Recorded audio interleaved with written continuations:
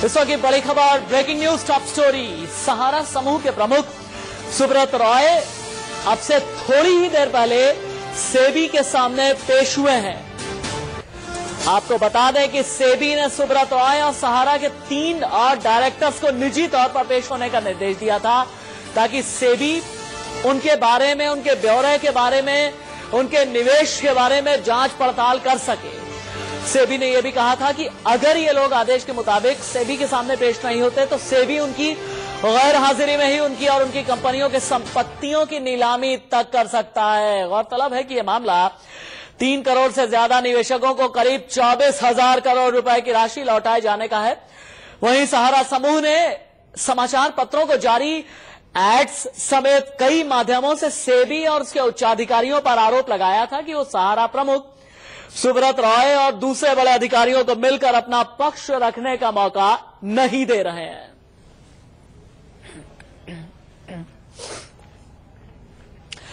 मेरे साथ मौजूद हैं business editor Suresh Manchanda phone line पर लाइव।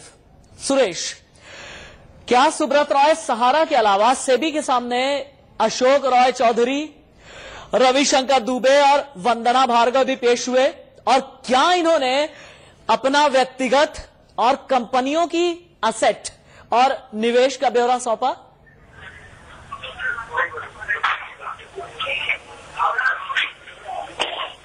सुरेश, आप सुन पा रहे हैं मुझे? सुरेश, आप तक आवाज आ रही है क्या मेरी? चलिए, सुरेश मनचंदा तक मेरी आवाज नहीं पहुंच पा रही है। इस वक्त की बड़ी खबर यही है कि सहारा समूह के प्रमुख सुब्रत रॉय सेबी के सामने पेश हुए हैं। मेरे साथ फिर से जुड़ चुके हैं बिजनेस एडिटर सुरेश मनचंदा। सुरेश, आप सुन पा रहे हैं मुझे? जी, मेरा सवाल यह है सुरेश, क्या सेबी के सामने अशोक रॉय चौधरी, रविशंकर दुबे और वंदना भार्गव भी पेश हुए, और क्या इन्होंने अपना व्यक्तिगत और अपनी कंपनी के असेट का ब्यौरा सौंपा है सेबी को? जी बिल्कुल, सेबी के सामने जो आज इन चारों को ही हालांकि बुलाया गया था और पूछताछ खत्म हो गई है। वंदना भार्गव से पूछताछ हुई है, आशीष से पूछताछ हुई है, सुब्रत रॉय सहारा से भी पूछताछ हुई है, और इन तीनों डायरेक्टर से जो पूछताछ हुई है वो खत्म हो चुकी है। मैं आपको अपडेट कर दूं, यहाँ पर राशिद के उनसे जो पूछताछ चल रही थी वो खत्म हो चुकी है।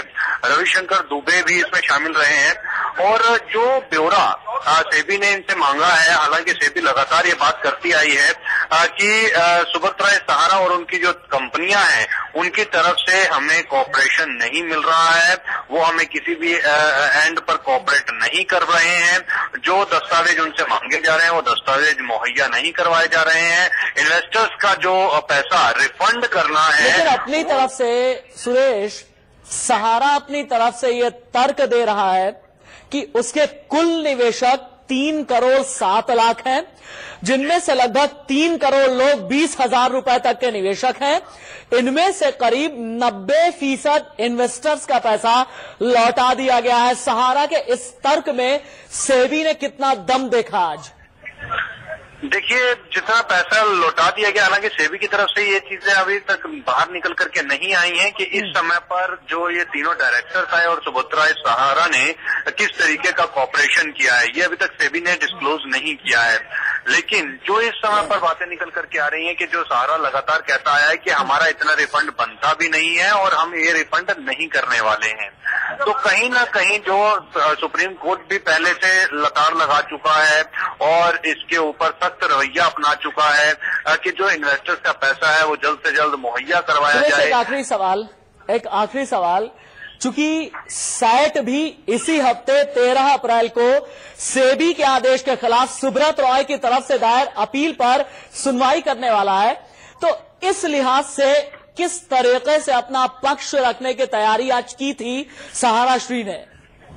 देखिए, सहारा श्री बिल्कुल वही चीज मैं यहाँ पर दोबारा दोहरा रहा हूँ कि वो लगातार ये कहते चले आए हैं कि इन्वेस्टर्स की जो फिगर्स यहाँ पर सेबी निकाल करके दे रही है वो फिगर्स बिल्कुल वाजिब नहीं है। सहारा का जो फंड रिफंड बनता है वो केवल मात्र जो फिगर्स दिखाई गई है कि 40,000 करोड़ रुपए का रिफंड है या 20,000 करोड़ रुपए का रिफंड है, एक एस्टिमेटेड अमाउंट निकल करके आ रहा है। बहुत शुक्रिया।